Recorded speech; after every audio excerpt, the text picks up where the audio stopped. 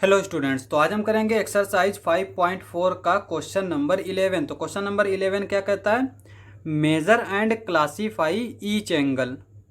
यहाँ पे ये हमारे कुछ एंगल दे रखे हैं, इसको हमें मेजर करना है और उसका टाइप भी लिखना है कि वो क्या टाइप का होगा, या एक्यूट होगा, ऑब्ट्यूस होगा, स्ट्रेट होगा या फिर राइट एंगल होगा। तो यहाँ पे पहले हम स्टार्ट करते हैं इस एंगल से, एंगल ए ओ बी। तो यहाँ पे एंगल ए ओ बी क्या होगा हमारा? ये ए है, ये ओ है, ये बी है, यानी इस एंगल को हमें मेज़र करना है। तो हम किससे मेज़र करेंगे? प्रोटेक्टर से मेज़र करेंगे। यहाँ पे इसके वर्टेक्स को हम इसके सेंटर पे रख देते हैं इस तरह से, ठीक है। और इस प्रोटेक्टर की ये जो ब्लैक वाली लाइन है, इसको हम इस रेड लाइन के साथ ओवरलैप करा देते हैं इस तरह से। अब यहाँ पे हम जीरो से स्टार्ट कर रहे हैं, तो यहाँ पे ये वाली लाइन हमारी कहाँ पे होगी? यहाँ से हम देख सकते हैं 0, 10, 20, 30, 40। तो यहाँ पे ये जो एंगल आएगा वो हमारा क्या आएगा? 40 डिग्री का। तो यहाँ पे हम लिखेंगे 40 डिग्री। और चूंकि ये हमारा 90 से कम है, तो जो एंगल 90 डिग्री से कम होता है उसको हम क्या बोलते हैं? एक्यूट एंगल बोलते हैं। अब नेक्स्ट एंगल हमारा क्या है? एंगल ए ओ सी। यानी हमें कौन सा एंगल फाइंड आउट करना है? ये ए है, ये ओ है, ये सी है, यानी कि ये वाला एंगल हमें फाइंड आउट करना है। तो यहाँ पे भी हम ऐसे ही करेंगे, इसका इस वर्टेक्स को इस प्रोटेक्टर के सेंटर पे इस तरह से रखेंगे और यहाँ पे ये ब्लैक वाली लाइन को इस रेड लाइन के साथ ओवरलैप कराएंगे और यहाँ पे हम इसको मेज़र करेंगे। अब यहाँ पे ये जीरो से स्टार्ट करेंगे और जीरो हमारा क्या है? अंदर दे रखी है काउंटिंग, तो हम यहाँ से स्टार्ट करेंगे 0, 10, 20, 30, 40। तो यहाँ पे हम अंदर वाली काउंटिंग देखेंगे। तो यहाँ पे ये 120 है, ये 130 है और ये जो रेड वाली लाइन है वो एग्जैक्टली इन दोनों के बीच में है।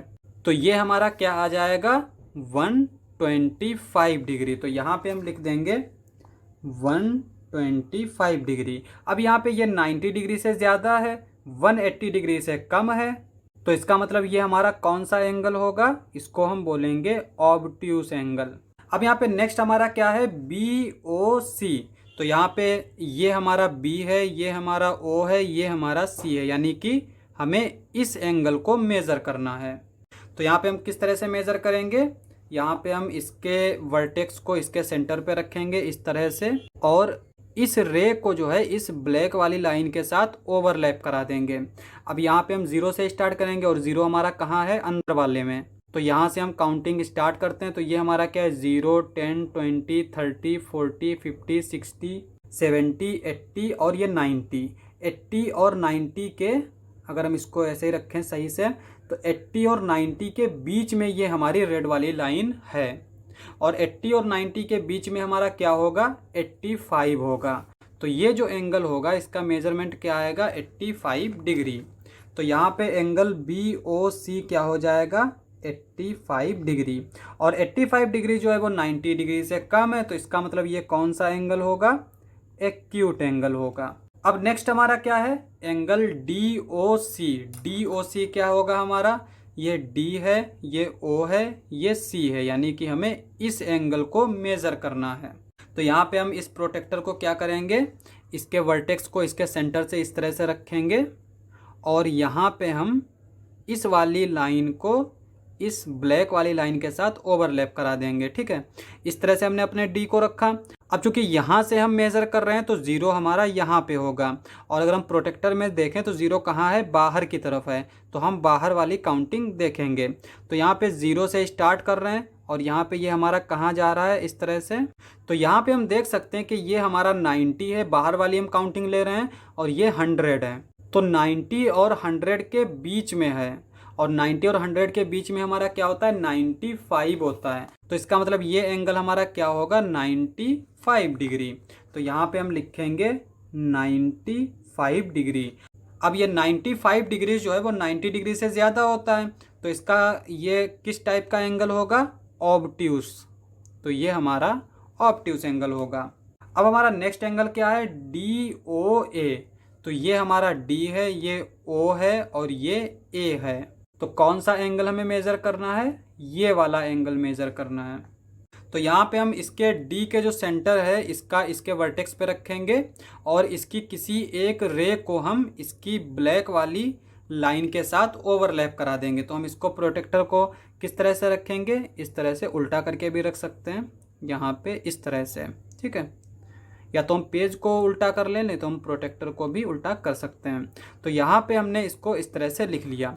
अब यहाँ पे हमने इस रे को इसके ज़ीरो पे इस तरह से लिया है, और यहाँ पे ज़ीरो क्या है हमारा, बाहर की तरफ है, तो हम बाहर वाली काउंटिंग देखेंगे। तो यहाँ पे हम बाहर वाली काउंटिंग में देखें तो यहाँ पे ये जो रेड वाली लाइन है ये कहाँ पे ओवरलैप कर रही है, 140 डिग्री पे। तो यहाँ पे ये हमारा एंगल क्या आ जाएगा, 140 डिग्री आ जाएगा। या फिर इसको हम इस तरह से भी रख सकते थे, यहाँ पे इस तरह से, ठीक है। अब हम जो मेज़र करेंगे वो किधर से मेज़र करेंगे, इधर से मेज़र करेंगे। और यहाँ पे ये ज़ीरो है, और ज़ीरो अगर इसमें हम देखें तो ये अंदर की तरफ है, तो अंदर वाली काउंटिंग लेंगे और इस लाइन को देखेंगे कि ये कहाँ पे है। तो ये अगर हम अंदर वाली देखें तो ये 140 पे है। तो चाहे हम वैसे मेज़र करें और चाहे ऐसे मेज़र करें, हमारा एंगल सेम ही रहेगा, 140 डिग्री। तो एंगल DOA क्या आ जाएगा, 140 डिग्री। और यहाँ पे ये 140 डिग्री हमारा क्या है, 90 डिग्री से ज़्यादा है और 180 डिग्री से कम है। तो इसका क्या टाइप होगा, ऑब्ट्यूस एंगल। तो ये ऑब्ट्यूस एंगल होगा। अब हमारा लास्ट वाला एंगल क्या आता है, DOB। तो यहाँ पे D क्या है हमारा, ये है, O ये है और B ये है।